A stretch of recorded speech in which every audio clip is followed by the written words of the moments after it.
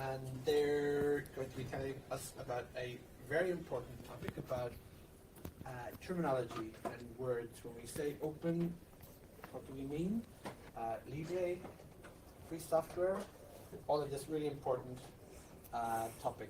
So I'm going to hand over and say, come on. Hi, good morning. So this introduction made it look really serious. We'll try to make it a bit more simple, we hope.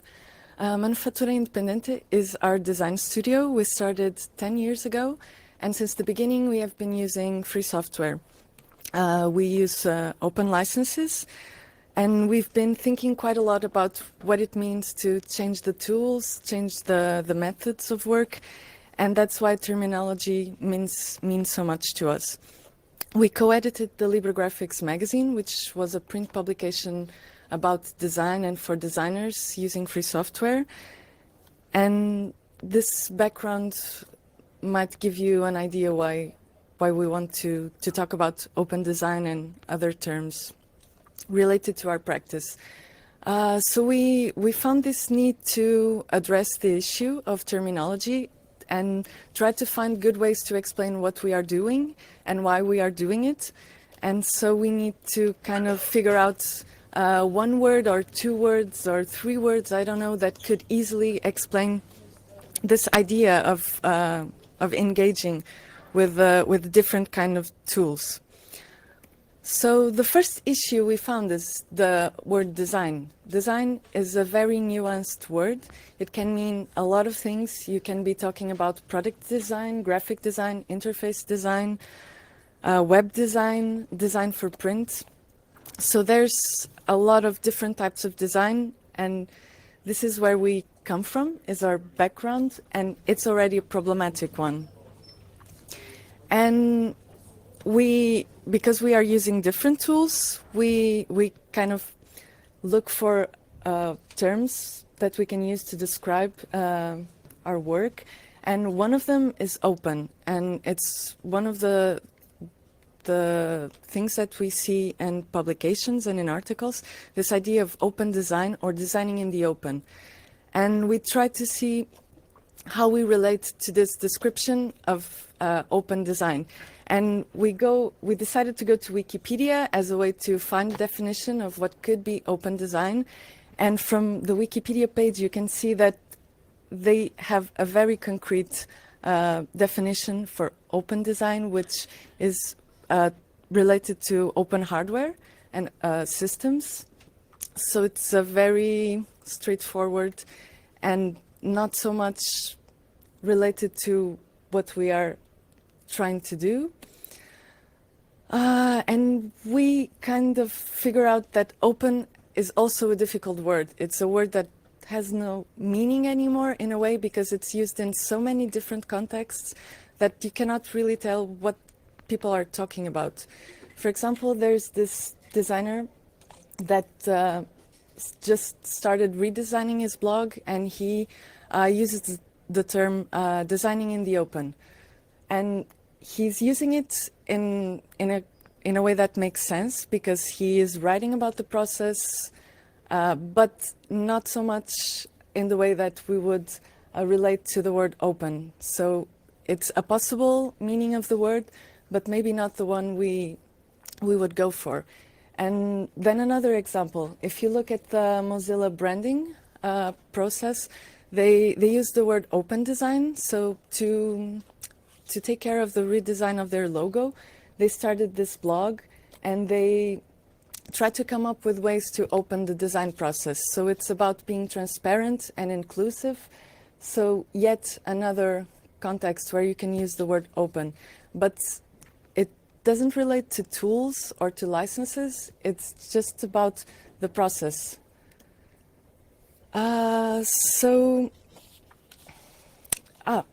And what they did was, so I think they started in 2016, and their first approach was to present several possibilities for the new redesign of their logo and have the community vote and give feedback on these logos. So this was a possibility to kind of change the design process and make it a bit more inclusive.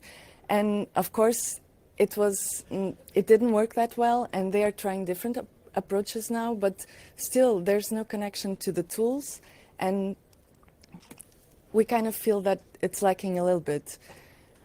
So another term that we find often as well is the term open source design. And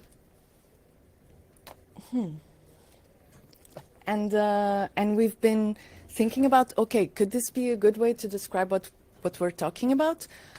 So last year we gave a talk at the LibreGraphics meeting where we tried, where our idea was to come up with a term that could describe the design practice where you incorporate free software and different methods for collaboration where you use open formats. And we proposed to come up with this term.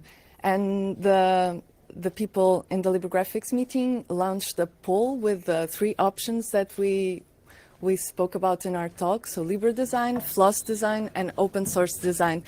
And it was interesting for us to see that a lot of people that were in the conference wanted to speak with us about this issue, and also people that weren't there but saw the tooth wanted to give their opinion about this idea. So we kind of felt, okay, it's not only us that are looking for a way to address this issue, and it's definitely something we need to talk about because there's not a simple way to put it. The terms have many nuances and we need to address that. And from this talk, we kind of a bit gave up on trying to come up with a solution that fits everyone. But open source is a term that has a very big, it's a loaded term, as the slide says, because it has been put forward for political reasons, and we don't want to talk a lot about it. But if you want to read, there's this really good article by Evgeny Morozov, and he explains why open source was put forward and what is the context in which the word appears and what it means. All links we'll share at the end for these references. So open source. And again, we decided to go online and search, okay, what can we find if we search for open source design? Because if we incorporate this term, open source, into the idea of design, we think, okay, there must be a connection to tools and to ways of doing. And one of the first results is the Open Design Foundation, which has their own manifesto, which they call the Open Source Design Manifesto. And this is just a first draft that they published, but it doesn't mention anything about tools or ways of working. It kind of focuses on the idea of trying to be more open.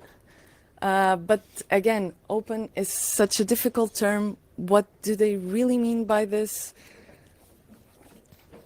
And there's nothing about tools or licenses or any kind of connection to the world of software. And for us, when you use the term open source design, we think it definitely means that you are in some way involved with Libre and open source software, either because you use the tools, because you use openly available assets. So we mean fonts that are under open licenses, or images that are under also open licenses, that you share your work under standard formats, so you're not sharing the work with proprietary files that will make other collaborators maybe not able to open your files. So that's really important.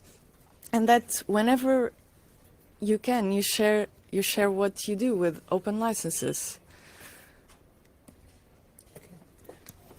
So, just also as a footnote, because one of the details that we found when we talk about open processes in design is collaboration.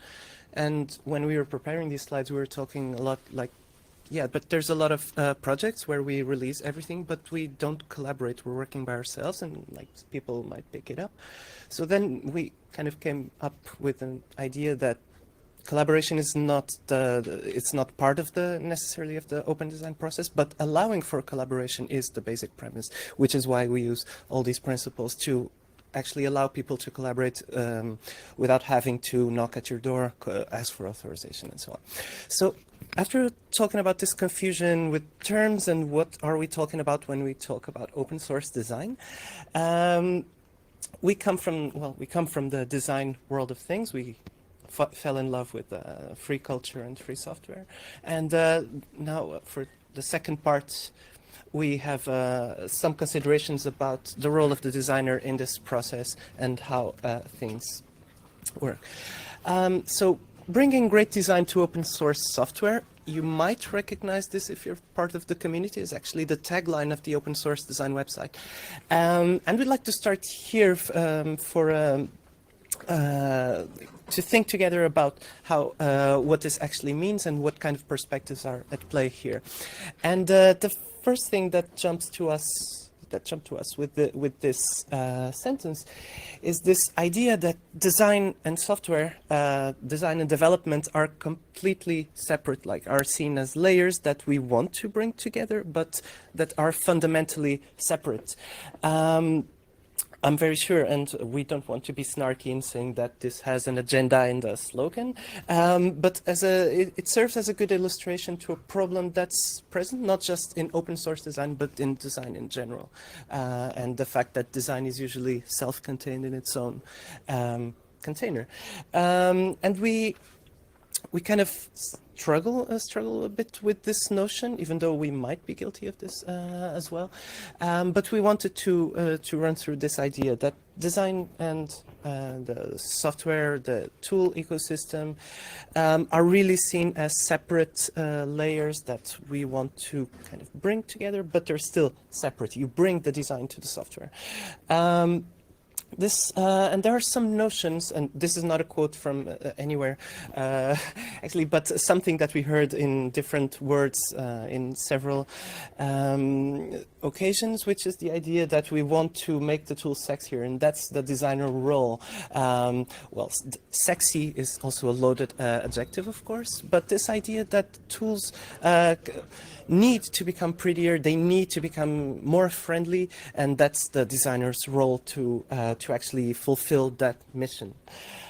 At the same time, for this goal, we also find a few instances of applying the notion of what an interface should be based on what is a mainstream conception that you can find, for instance, in material design or in the latest design systems talk, this idea of a very clear mission for any kind of interface. It is a single one-way path towards user friendliness and interface disappearing, which is, we feel the need to remind, just one perspective that doesn't need to be applied to everything, specifically to free and open source software. And what we miss with this approach of making everything and perfecting, making everything better, is the notion of an artistic experimentation on interface and on what a tool can be.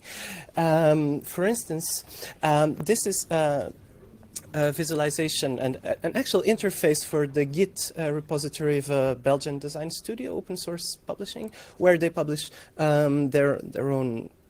They have been one of the first design studios to actually incorporate free and open source software and principles into their practice in a holistic way that is not just using the tools to make traditional design, but really switching and creating new design processes based on free culture and free software. And this is the new version. And what we really enjoy about this is that it shows how we're used to GitHub and GitLab and Git, and they now, by looking at this, we realize, well, there's so many interface paradigms that are being used that we are not questioning at all. And maybe it's a good thing to do as a designer, to also question why we are trying to streamline things so much. Maybe making things complicated is also a possible answer.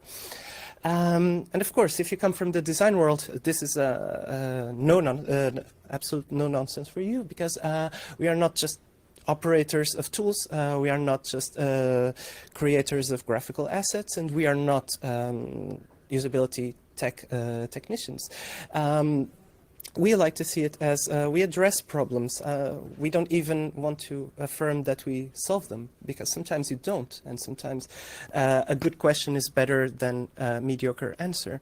So sometimes it's worth thinking maybe we don't want to solve the problems, but rather place them in the spotlight, which it's kind of what we're doing here. So I'm spoiling the end for you. We won't have a specific answer for the terminology and for what open source design could be perhaps morphed to. But we are really keen on talking about the design process. And this is another thing that we kind of would like to make the point, since we've been working also with free software developers and also contributing to tools. And there's this notion that if the designer doesn't come, well, there is no design. And that's not true. Well, there is design. Developers are making design choices on every not every, but most lines of code. At the point where you place a button somewhere, you're designing, you're making a decision where it should go, and you're making strong decisions on what your application will be like. And this is important for us, specifically for us, to keep in mind all the time as designers, is that it's not that we are bringing design to things, it's just that we are bringing our own design perspective to something that already incorporates its own. And this is visible, for instance, we like to quote the earlier versions of FontForge. This is a free software font editor, which is hit from many sides every time we try to show this to students, to colleagues, like, oh, it's so ugly, the interface. And it helps to know the backstory. I mean, it's not just ugly because the developer doesn't care about design. It's ugly because the developer is colorblind. So he really needed a high contrast interface, and he designed the program around that specific design need. Right now, the interface is more polished, but this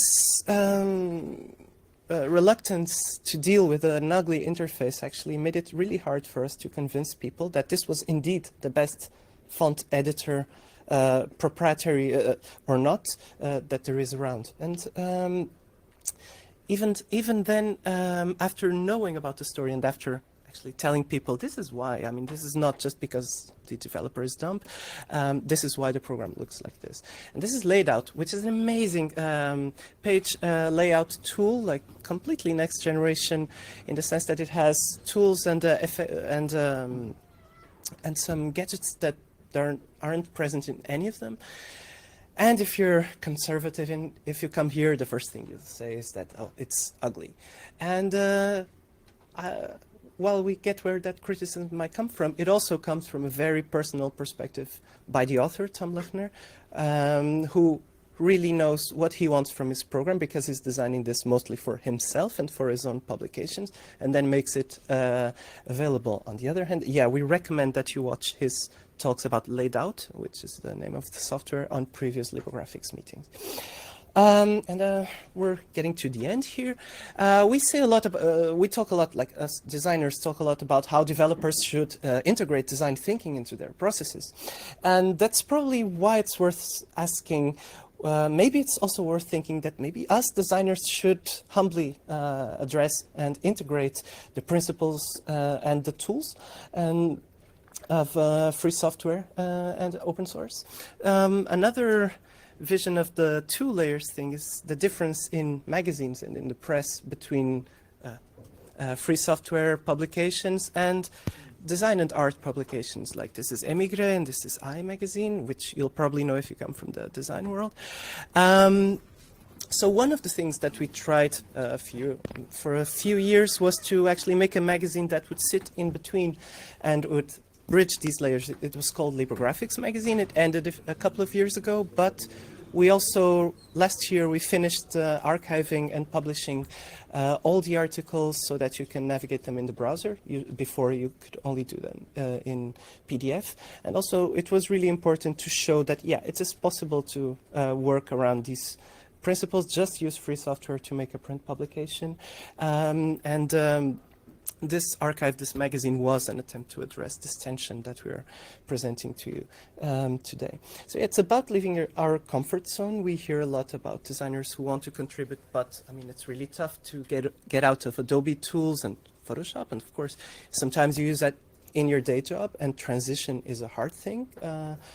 It took us more than a year to actually make the full switch 10 years ago. But it's really about getting out of the comfort zone as a design principle. This switching the tools, and this is something that we're really keen on, is considering switching to free software tools as for your design process. You start looking at the tools in a very different way. Then you start focusing on the process. We noticed when we taught graphic design, and I'll be closing, was to that we weren't talking about Photoshop anymore. Students realize that they're not operating Photoshop. They're doing bitmap images, which they can do with GIMP as well. And bugs are really nice because they actually make you understand the limitations of your own software. And once you realize the proprietary software has exactly the same problems, things become a lot more clear to us. So to end, we tried really an alternative to open source design for all the reasons that we showed. We still don't have it, and we don't have, that's our sign. But we think we really need to keep asking the questions and presenting a critique on that, not to be critical, but to not lose sight of why we started this and where we are going. We should leverage this. The open source design community was unthinkable like 10 years ago. Designers talking about free software and willing to do that. This was not a thing at all, and we should make the most out of that. And this is kind of what the takeaway from what we were bringing here is really every gap between design and development needs to be found first and then addressed and hopefully erased so that this ecosystem can actually and finally work. If you're interested in these issues, there's going to be an amazing conference, not just a dev room, but a whole conference about Libographics, which is in Rennes, France in May. The call for talks is open, and maybe we'll see you there. For now, we're done. And if you have any questions, we'd be more than happy to hear them. Thank you.